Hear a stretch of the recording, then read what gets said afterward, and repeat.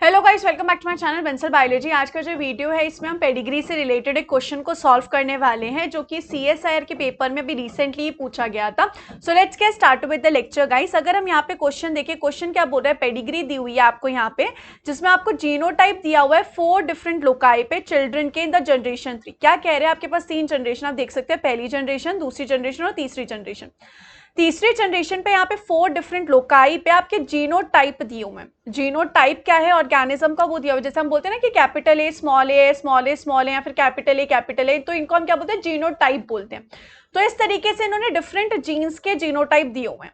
अब इन्होंने क्या बोला है, which one of the following genotypes is likely to represent the individual 2 का फर्स्ट। यानी कि आपको ये बताना है, इन सबके जीनोटाइप देख के आपको ये बताना है कि ये जो मम्मी है ना, इनका जीनोटाइप क्या होगा। अब मेरे को यहाँ पे कुछ नहीं पता कि भाई ऑटोसोमल रिसेसिव हो रही है, सेक्स लिंक्ड इनहेरिटेंस हो रही है, किस तरीके की इनहेरिटेंस है भी मुझे पता नहीं है। तो मैं तो सबसे पहले वो जानने की कोशिश करती हूँ। तो अगर मैं यहाँ पे देखूं ध्यान से, अगर हम देखें यहाँ पे पहली लड़की है, उसके पास 2 क्रोमोसोम प्रेजेंट है, दूसरी लड़की है उसके पास भी 2 क्रोमोसोम प्रेजेंट है, लेकिन तीसरा और चौथा लड़का और उसके पास सिर्फ एक ही क्रोमोसोम प्रेजेंट है। ऐसी कंडीशन सिर्फ एक ही बार होती है जब हम एक्स क्रोमोसोम की बात करते हैं। दोनों लड़कियों में 2-2 एक्स क्रोमोसोम होते हैं, लेकिन लड़कों के पास एक ही एक्स क्रोमोसोम होता है, इसलिए दूसरा क्रोमोसोम उनके पास वाई होता है। तो मुझे यहाँ पे लग रहा है कि यहाँ पर ये बात करें एक्स लिंक्ड क्रोमोसोम से रिलेटेड, मुझे ऐसा लग रहा है कि एक्स लिंक्ड क्रोमोसोम से रिलेटेड बात कर रहे हैं। और अगर मैं देखूं मम्मी हमारी क्या होगी, एक्स एक्स होगी, और पापा कैसे होंगे, एक्स वाई होंगे। तो अगर मैं यहाँ पे देखूं लड़की को क्या जाता है, एक एक्स क्रोमोसोम मम्मी से आता है, एक एक्स क्रोमोसोम पापा से आता है। सिमिलरली लड़की को एक एक्स क्रोमोसोम मम्मी से आता है, एक क्रोमोसोम पापा से आता है। लेकिन अगर लड़के को हम देखें तो लड़के को एक ही एक्स क्रोमोसोम आता है, वो सिर्फ और सिर्फ उसकी मम्मी से आता है, वो सिर्फ और सिर्फ उसकी मम्मी से आता है। तो यानी कि अगर मैं यहां पर देखूं थर्ड और फोर्थ के पास जो क्रोमोसोम है, मैं ये समझ गई जो ये इनके पास क्रोमोसोम है सेम इनकी मम्मी का भी ऐसा ही क्रोमोसोम होगा।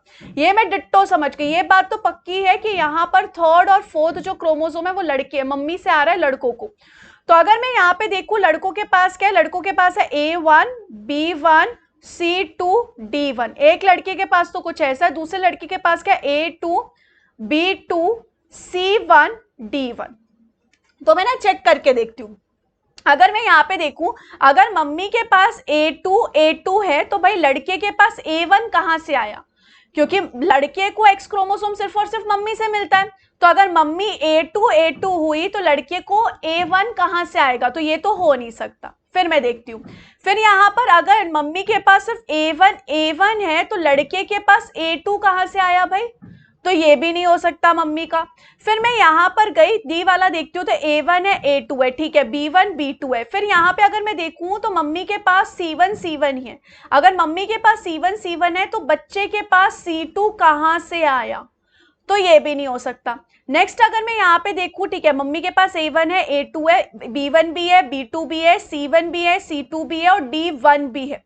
D1 भी है जो कि बच्चों के पास सिर्फ D1 जा रहा है। पर यहाँ पर ये कैसे पॉसिबल है, इस मम्मी के पास D2 भी तो है, बच्चे के पास D2 क्यों नहीं गया। तो हम देखो हम देखते हैं कैसे हो सकता है। अगर मैं समझू कि ये वाला जो है, ये वाला किसका क्रोमोसोम है, ये वाला मम्मी के 2 क्रोमोसोम है, तो इस तरीके से A2 B2 C2 D2।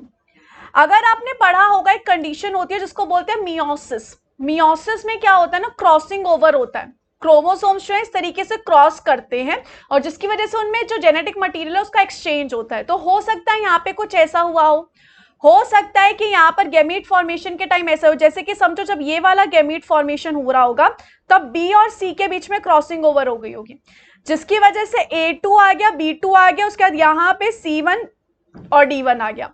उसकी वजह से जो बच्चा हो गया वो कैसा हो गया, A2 B2 C1 and D1।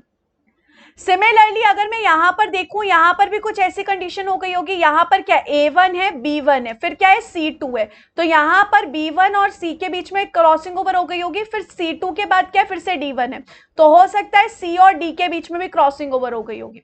तो कैसी कंडीशन होगी, A1 B1, फिर उसके बाद आ गया होगा C2, फिर उसके बाद आ गया होगा D1। तो इस तरीके से क्रॉसिंग ओवर हो गई होगी जिसकी वजह से हो गया A1 B1 C2 और D1। इस तरीके से यहां पर ये आ गया। तो इसलिए मैंने यहां पे बोल दिया कि सी ऑप्शन यहां पे बिल्कुल करेक्ट होगा।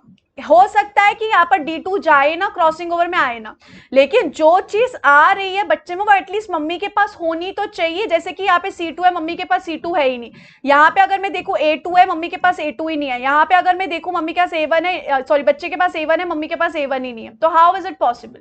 तो इसलिए यहाँ पर जो है सी ऑप्शन बिल्कुल सही है। आई होप आपको अच्छे से समझ में आ गया होगा पेडिग्री का ये क्वेश्चन। और ऐसे ही अगर आप चाहते हैं कि मैं जेनेटिक्स के बाकी सारे क्वेश्चन को भी सॉल्व करूं जो कि अभी रिसेंटली पूछे गए थे, तो कमेंट सेक्शन में जरूर बताना guys. Thank you so much for watching this video. Don't forget to subscribe my channel and share this video with all your friends. Thank you so much guys, bye bye, take care.